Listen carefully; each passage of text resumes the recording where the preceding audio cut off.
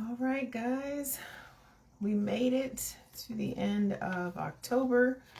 Today is October 31st, the end of Domestic Violence Awareness Month and Halloween. So happy Halloween. I saw lots of the littles were out in their costumes, so that was good to see after the last year being in lockdown. So I could tell that the kiddos were out and enjoying themselves, and that made my heart smile. Here we are. Today is, like I said, the 31st. It wraps up our 31 Days of Prevention series. It was a month-long journey to come together to increase awareness and prevent future and ongoing domestic violence. Like I shared in the video yesterday, although the Domestic Violence Awareness Month is ending, the conversation is not ending.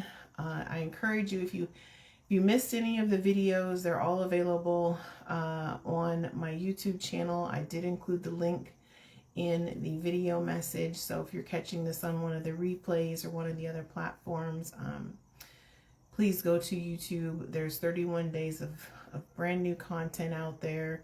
We really invested the last month kind of pouring into everyone as far as awareness and prevention goes. So for those of you who might just be tuning in for the first time, maybe catching this in some replay or somebody else's share, my name is Marci Batiste. I'm the founder and executive director of 9 Seconds. We are a progressive nonprofit with a heart-centered mission for domestic violence prevention, and we take an innovative approach to the work that we do.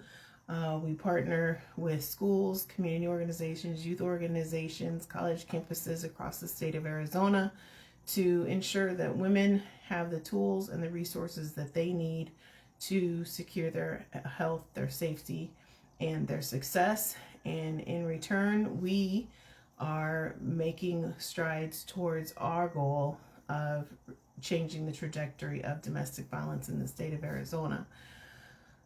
It's been a long month, a lot of conversations, lots of articles happening. I read an article today, or saw a video this morning, and didn't have an opportunity to share it. As I was scrolling, I watched it, and then when I went back to be able to share it, it was gone. That's kind of the nature of the beast with social media. But it was sharing, was a story about a high-speed chase, some sort of police chase anyway. It didn't really look high speed in the video footage that I saw. It really reminded me of the O.J. Simpson slow speed chase that went down the highway. It was on US 60 here in coming from Mesa towards Phoenix yesterday, like last night.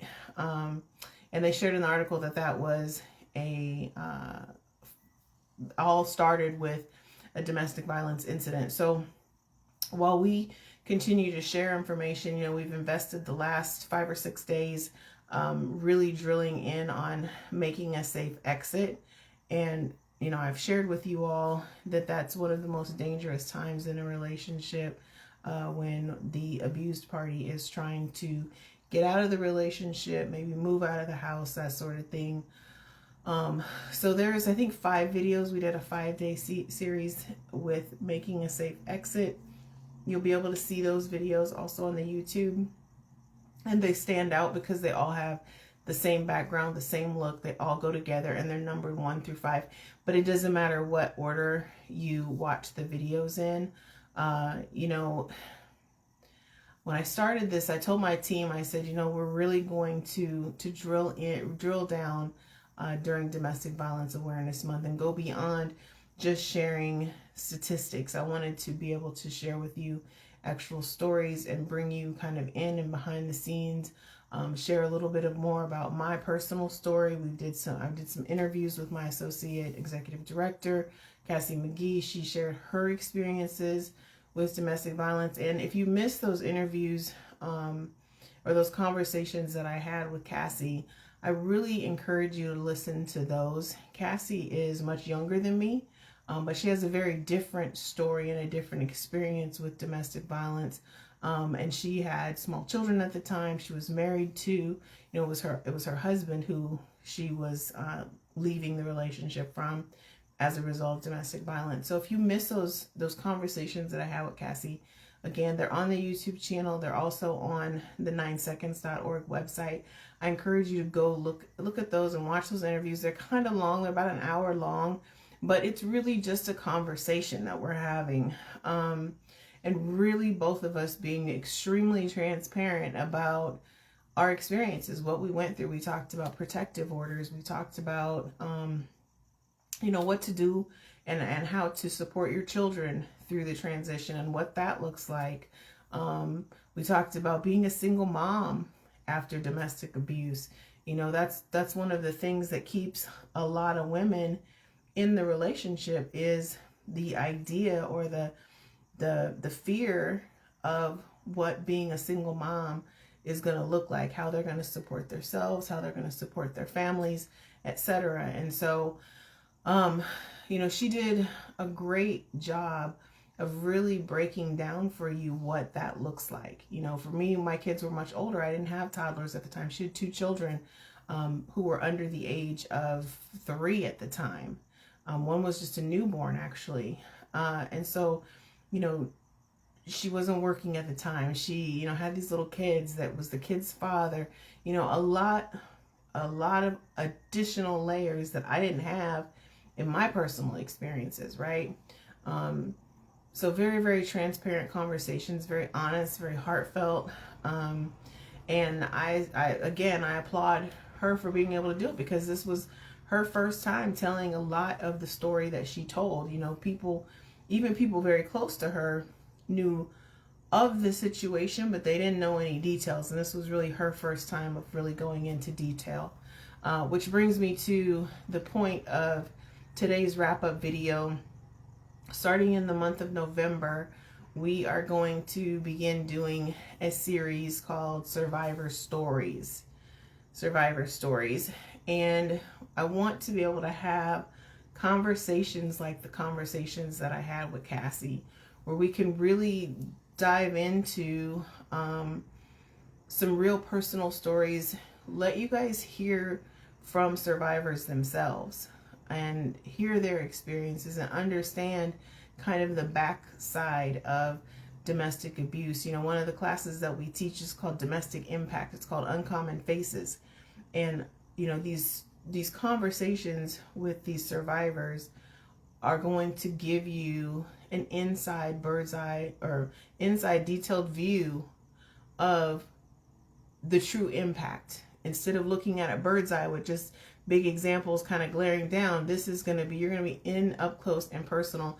I've already got a couple ladies who have agreed to do the first couple conversations. So if that's something that you're interested in, please let me know. You can reach me on 9seconds.org. You can inbox me on any of my social media platforms. Wherever you're seeing this video at, you can reach me there. And just send me your information. We'll reach out, talk about your story, talk about your level of comfort. And then this is 2 parts. There's 2 sides of why I want to do this. One is to continue our prevention work by giving you all a deeper understanding of what the impact of domestic violence really looks like on our children, on our families, and on our communities. But then the other part of it, which is even bigger for me, is to provide these women an opportunity to free themselves from some of this stuff. Because for many women, telling your story and sharing with the world what's happened to you and how you felt and all of that kind of stuff, it's a very new thing and it's a very scary thing. But I promise you that every woman, every survivor that I have worked with that has been able to do this has felt better after it happened, and after they were able to tell their story and get it out. And there's just something freeing about being able to speak your truth. And so these survivor stories are going to be huge, like I said. Hey Donna, thanks for joining. They're going to be huge. So if you're a domestic violence survivor, or if you know someone who is and think that they could benefit from being able to tell their story, or you have a compelling story, even if you've never done it before, don't let that stop you. We'll be able to walk you, I'll be able to walk you through the process. We can do it, you know, a number of different ways. And so we can, when we speak on it and decide how you want to do your interview, we can work out and iron out the details. But it would be completely remote. You don't have to fly anywhere. You don't have to go anywhere. And we just want to start telling some of these stories. And so we're going to do that for the month of November. We'll do a couple survivor stories in November, a couple in December, and kind of get ourselves geared up for 2022 and really come out at the beginning of the year rocking really hard. So we've got some exciting announcements coming up in November as well. And like I said, just getting ready for 2022. And I just, like I said, wanted to come on today just to do the wrap up with you guys and encourage you, if you've missed any of the 31 Days of Prevention series, to go on to YouTube. The link is attached to this wherever you're seeing it, this post. So whether you're on LinkedIn or Facebook or whatever, you'll be able to go find all of those videos. Make sure you check out, in particular, like I said, the 3 conversations with Cassie we did. She was our first person to do some survivor stories, and we really kind of drilled down on those. And then the last 5 days where we did the Making a Safe Exit. So that's it for today, guys. It's it's getting super late here, and we got to get ready to start off the month of November with a bang. So I hope, as always, you guys have had an amazing weekend. I hope that you stay happy, stay well, stay blessed, and most importantly, make sure that you stay safe. And we'll talk to you guys soon. Bye-bye.